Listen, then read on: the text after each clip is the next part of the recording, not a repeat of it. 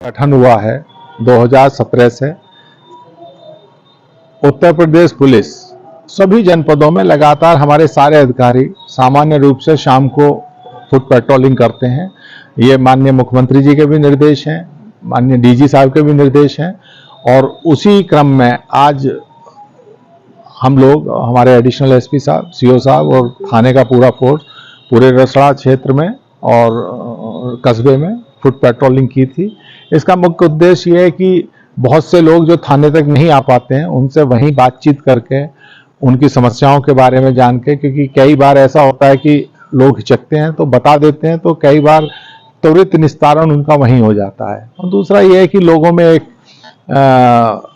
Police के प्रति, कानून व्यवस्था के प्रति एक विश्वास भी पैदा होता है, और एक जो पुलिस और जनता का एक आपसी सामंजस्य है उसमें भी विस्तार होता है, और कई चीज़ें दिखाई दे जाती हैं। जैसे लोग आके शिकायत करते हैं, साहब फलानी जगह जाम लगता है, ये लगता है, तो उसका भी स्थलीय निरीक्षण करके कई बार आप ऑफिस में बैठ के निर्णय नहीं ले सकते कुछ स्थितियों के, वो मौके पे आके बहुत सी चीज़ें देख के उनका समाधान हो जाता है। सर, चूँकि आप थाने पे आए हैं और ठंड भी धीरे धीरे बढ़ रही है, तो ऐसे में जो पुलिस कर्मी हैं, कहीं ना कहीं जो अलाव जलना चाहिए या इनसे संबंधित जो भी बेड या रजाई या इस संबंधित जो भी चीज़ें इनके पास होनी चाहिए, सर क्या वो उपलब्ध है आज की तारीख में देखा जाए तो? थाने पे जो एकोमोडेशन है उसमें बैरिक है और सभी के पास पर्याप्त समुचित साधन है।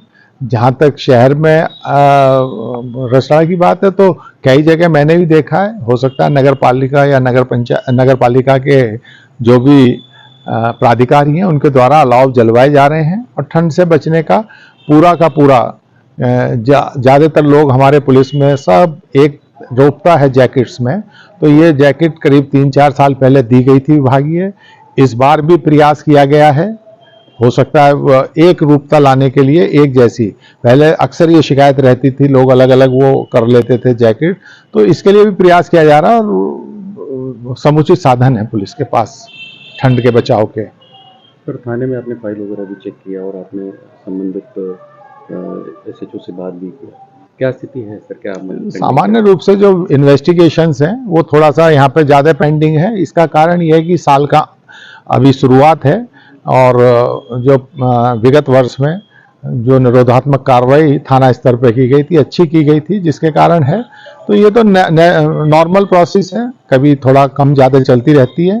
केवल एक समस्या यहाँ थोड़ी सी है, माल काफ़ी संख्या में है, तो थाना प्रभारी और संबंधित क्षेत्राधिकारी को बताया गया है कि इन्हें सूचीबद्ध करके शीघ्र से शीघ्र निस्तारित कराएं, ताकि थाने में समुचित जगह उपलब्ध हो सके, जिससे कि और यहाँ पे कुछ कार्य किए जा सके। सर, एक चीज़ यहाँ देखी गई है कि जो फरियादी आते हैं अक्सर उनके साथ उनको बैठा के बातचीत अच्छी तरह ढंग से की जाती है। जैसे हम पिछली बार भी आए थे तो मैंने देखा, तो क्या ये चीज़ अन्य थानों पे भी ऐसे रहे सर? चूँकि जो पुलिस का जो लहजा है वो चूँकि इस थाने अंतर्गत काफ़ी अच्छा है देखा गया कि, तो क्या इस तरीके से और भी थानों पे, चूँकि पूर्व में भी कुछ घटनाएं ऐसी हो चुकी हैं, जैसे हाथापाई तक, खेजूरी का एक मामला है जिसमें हाथापाई तक का मामला आ गया था सर। तो इस चीज़ को सर, चूँकि आप नए हैं यहाँ आए हैं, तो सर इस चीज़ पे सर कितना फोकस रहेगा आपका? कैसे इस चीज़ को आप? माननीय डीजीपी महोदय और पूरे विभाग के जो वरिष्ठ अधिकारी हैं, हमारे एडीजी साहब हैं, डीआई साहब हैं, और हमारा भी अपने सभी थानों पे ये है कि जो भी फरियादी आते हैं वो किसी ना किसी पीड़ा के कारण आते हैं, मजबूरी में आते हैं, उनके साथ सद्व्यवहार किया जाए। और सामान्य रूप से मैं फिर इस बात को दोहराऊंगा कि अपवाद हो सकता है, लेकिन सामान्य रूप से पुलिस की जो कार्यप्रणाली है, कार्यकुशलता, उसमें अद्भुत तब्दीली आई है। और अपवाद स्वरूप कहीं हो, पुलिस थानों पे, अन्य पुलिस के कार्यालयों में कोशिश यही की जाती है कि व्यवहार अच्छा हो और उन फरियादियों की शिकायत सुनी जाए और उनका त्वरित निस्तारण किया जाए। आप जानते हैं कि सबसे अच्छी हमारे प्रदेश में ही चल रही है भाई, IGRS हम लोगों के यहाँ है, सीएम पोर्टल है, बहुत माध्यम ऐसे हैं जिससे लोग अपनी शिकायतों को दर्ज करा सकते हैं और उन शिकायतों का समयबद्ध निस्तारण भी होता है। और समयबद्ध ही नहीं होता, उनकी गुणवत्ता पर भी ध्यान दिया जाता है और उनका फीडबैक लिया जाता है। मेरे कार्यालय में स्वयं एडिशनल एसपी साहब के कार्यालय में, सीओ साहब के कार्यालय में भी फीडबैक लिए जाते हैं।